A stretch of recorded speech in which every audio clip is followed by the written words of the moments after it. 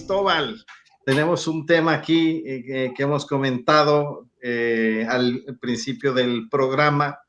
Creo que es un artículo muy interesante que recomendamos su lectura a todas las personas que sigan esta transmisión.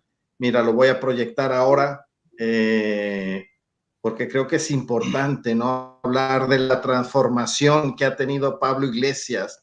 El Pablo Iglesias que no es el mismo, ¿no? Cristóbal no es el mismo que era el vicepresidente del gobierno. Parece ser que adoptó una postura muy institucional y ahora se ha vuelto el Pablo Iglesias revolucionario. Esta caricatura me encanta. Carnaval electoral a la vista, el retorno del rojo demagógico, sin abandonar el amarillo reformista. Oye, Cristóbal, ¿qué nos cuentas de este artículo? Lo primero, lo que estábamos comentando nosotros antes de entrar en el programa, que le estaba diciendo tanto a José como a ti, me gustaría que las personas que siguen a Pablo Iglesias, que han votado a Podemos, le den una oportunidad al artículo en el sentido de leerlo. Yo entiendo que cuando ves un artículo como este y eres seguidor de Pablo Iglesias te puede provocar rechazo y además esa cabecera puede también provocar rechazo en esos seguidores, pero que lo lean y más allá de ese rechazo inicial puedan constatar si lo que se dice tiene un sentido o no tiene un sentido, porque lo que trato de hacer en ese artículo es poner en contraste el discurso de Pablo Iglesias con la evidencia acerca de cuál ha sido la política de Podemos y del propio Pablo Iglesias. En términos generales, es un artículo en el que, de alguna forma, se pone de manifiesto como la política institucional, que en realidad es una política espectáculo, vende como participación democrática lo que en realidad es un mercado electoral, en el que se te presentan una serie de productos y se le hace creer a quien vota que optando por el partido azul, el naranja o el morado, puede determinar cuál es la dirección de la sociedad. Y se refiere concretamente al discurso que daba Pablo Iglesias en la Universidad de Otoño de Podemos, en el que se puso verdaderamente radical, atacó a Yolanda Díaz, dijo que a Podemos había que respetarlo. Y yo confieso una cosa, yo vengo siguiendo a Pablo Iglesias desde que estaba en La Tuerca, después en Forapache, después en La Secta, después cuando dio el salto electoral, y no deja de sorprenderme. O sea, la capacidad que Pablo Iglesias tiene para decir una cosa, pasado mañana decir la contraria, hacer una cosa y proponer la contraria, y todo eso sin que se le mueva un pelo del bigote, yo reconozco que me sorprende, en serio, lo escucho y digo, pero ¿cómo es posible, no? Porque claro, en este discurso que daba Pablo Iglesias... Perdona, Cristóbal, ¿tú crees que Pablo Iglesias juega con la amnesia de su electorado?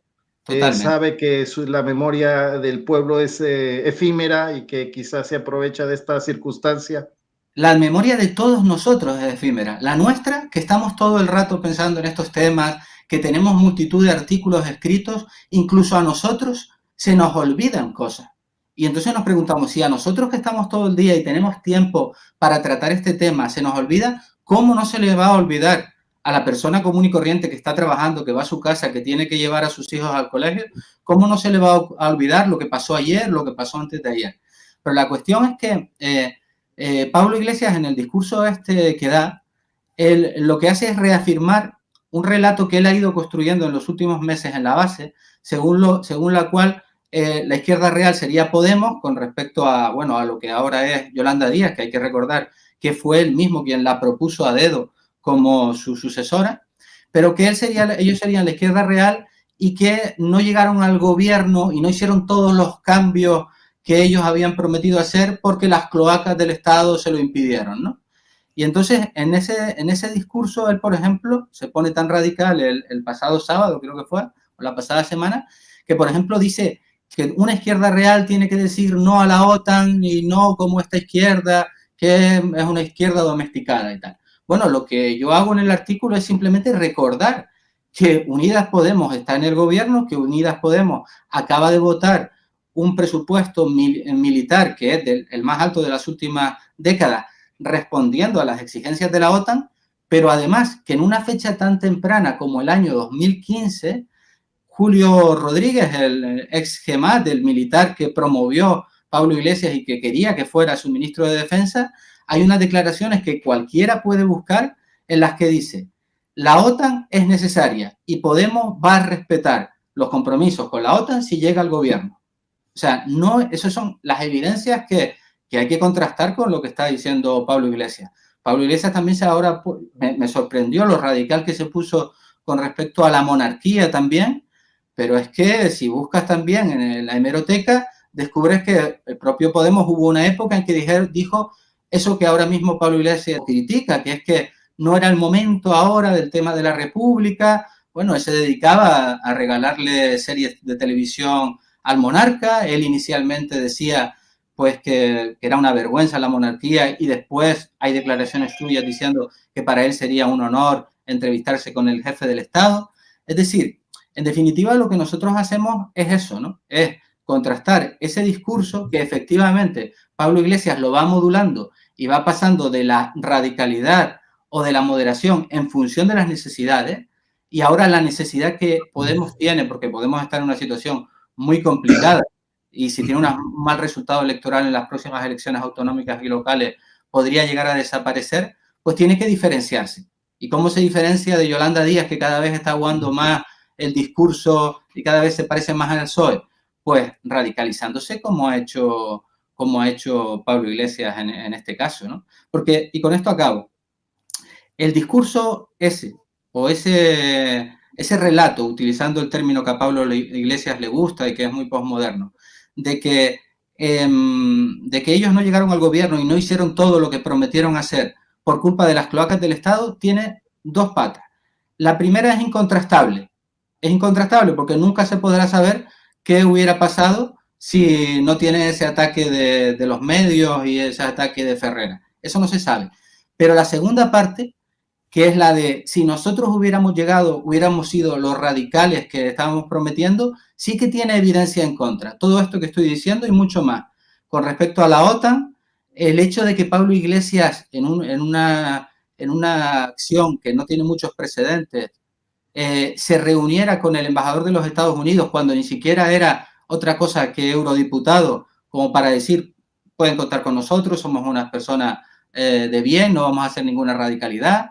Que él dijera antes de esas elecciones, bueno, que era comunista cuando era joven, pero que nos hacemos mayores, mil cosas que realmente no tendría tiempo ahora de tratar. Pero la evidencia, para quien la quiera buscar, aunque sean seguidores de Podemos, porque yo creo que es interesante, si vas a votar a alguien, hacerlo pues con conciencia de lo que vota, la evidencia de que él se fue institucionalizando antes de llegar al gobierno está ahí.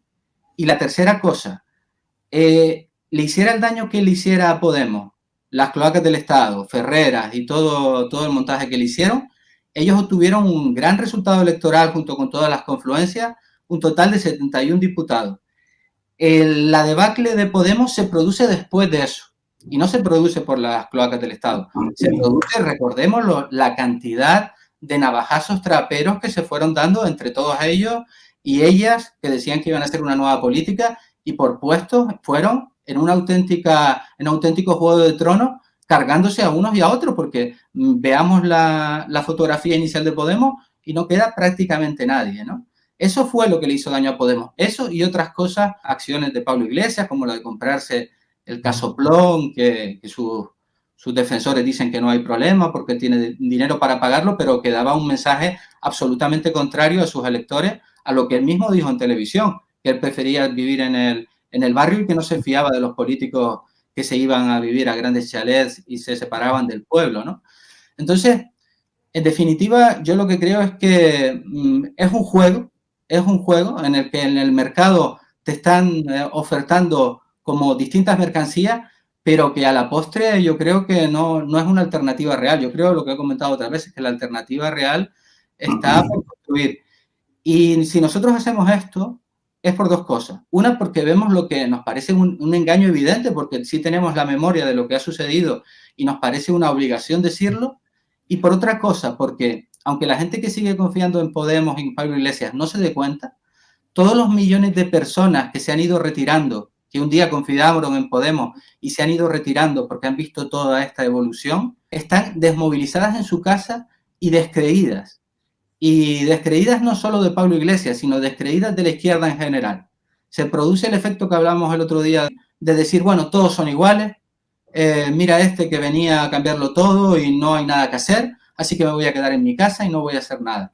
Y ese es un efecto muy, muy crudo que provocan este tipo de partidos, que va más allá de la situación de Podemos, ¿no?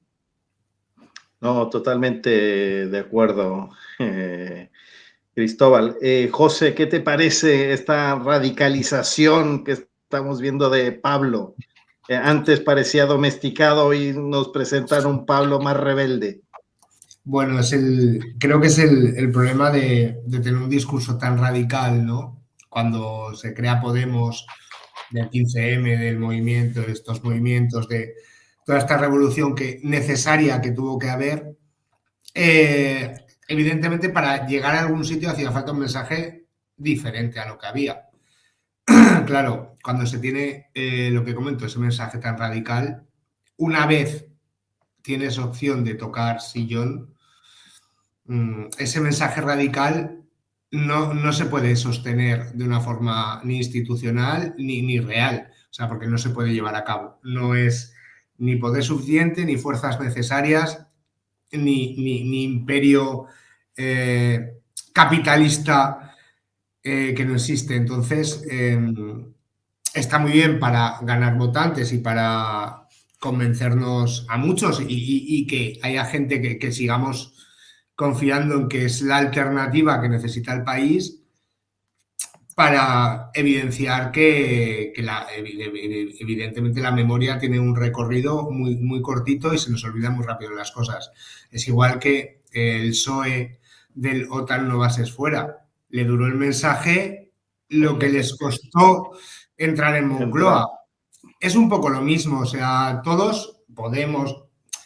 El problema es ese, que todos hagan lo mismo. O sea, que un mensaje súper idílico, bonito, trotskista, marxista, leninista, todo perfecto, todo el trabajador, el obrero, el momento que tocan poder, es que no sé si es un poco decepcionante el pensar, es que no se puede hacer otra cosa, que da igual sean morados, rojos, azules.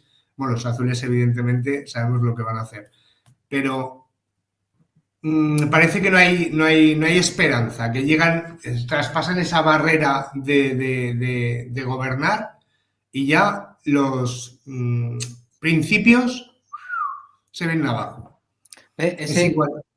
Esa actitud, a eso es lo que me refería, ¿no? Claro.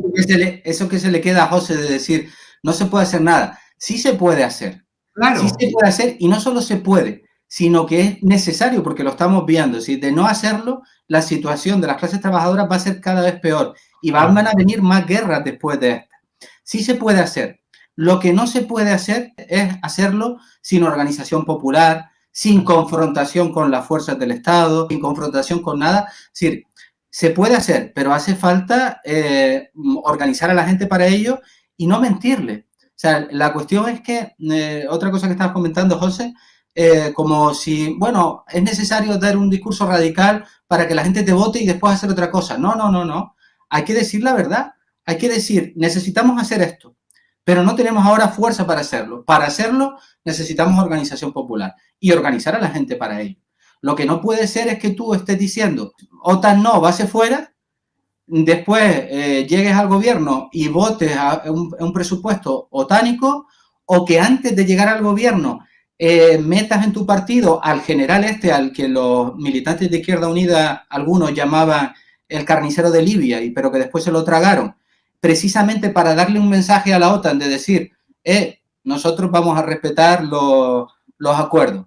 Y ahora, nuevamente, vuelvas a decir que una izquierda de verdad tiene que estar contra la OTAN. No, eso no es admisible, ¿no? Ese tipo de engaño no es admisible. Tú tienes que tener un discurso que sea real, es decir, este es mi proyecto, este es mi programa, y para hacerlo necesitamos esto. Y sin engañar a la gente, porque no hay que engañar a la gente. A la gente que incluso, si hay que decirle, no tenemos ahora fuerza para hacer tal cosa y nos tenemos que quedar aquí, hay que decírselo así.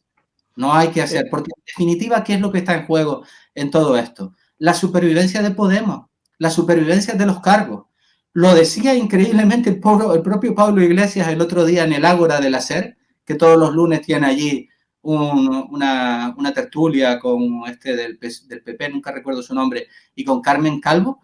Reconocía cómo la mayor parte de la gente que estaba en el Congreso, los de Podemos también, no tenían otro sitio donde ir, ni iban a vivir tan bien como vivían si no era con el sueldo de parlamentario. Y alrededor del sueldo de parlamentario están los cargos de confianza, están la gente de los ayuntamientos, está todo eso. Sí, que es mucho, Eso es lo único que se está jugando ahí. Eso es lo único que se está jugando, pero no una organización que tenga la intención de transformar la sociedad. Y esta sociedad necesitamos transformarla, porque si no va a ir a peor. No se crean que es bueno. Pues como no se puede hacer nada, nos quedamos aquí, porque lo que te decía, ahora tenemos la guerra de Ucrania, vendrán otras guerras si no hay una organización popular que diga, no, nosotros no queremos pasar por ahí, por ejemplo, ¿no? O la situación laboral, o la contrarreforma de las pensiones que votó Unidas Podemos. Nos tenemos que tragar todo eso. La resignación, bueno, pues entonces casi es mejor que hagamos como no sé, que bajemos la cerviz y que nos rematen, ¿no? Pero eso no es una opción, tenemos que luchar contra él. La última pregunta que te quiero hacer sobre este artículo genial que has preparado para Canarias Semanal es, ¿crees que esta lucha, esta pugna de poder entre Yolanda Díaz y Pablo Iglesias es una pugna ideológica o es por ganar posiciones de cara a las próximas elecciones? Hay que analizar simplemente el discurso. Mira, Pablo Iglesias dice, la nuestra es la izquierda real, por eso las cloacas del Estado se metieron con nosotros, con Yolanda Díaz no se meten. Viene a decir eso, ¿no? Pero luego, el mensaje, lo único que tiene que hacer Yolanda Díaz para ser izquierda real es darle cabida a ellos. Es decir, abrirse a ellos y permitirles que ellos participen de su proyecto. Y en un plano de igualdad, ¿no? En un plano no como Yolanda Díaz, que ahora está en situación de superioridad, dice, no, esto no va de partidos y no va de siglas. Recordemos que eso mismo hizo Pablo Iglesias con Izquierda Unida al principio. Decirle, no, entren como cualquiera en las primarias, pero como organizaciones no. ¿Por qué? Porque estaban en una situación de poder. Evidentemente, aquí no hay diferencias ideológicas en el fondo. Lo que hay es una cuestión de mantenerse en el machismo. Por eso el artículo lo acabábamos diciendo. Sea cual sea el resultado de esto, acabe desapareciendo Podemos o no acabe desapareciendo Podemos, gane Yolanda Díaz o no gane Yolanda Díaz, las clases trabajadoras van a estar igual.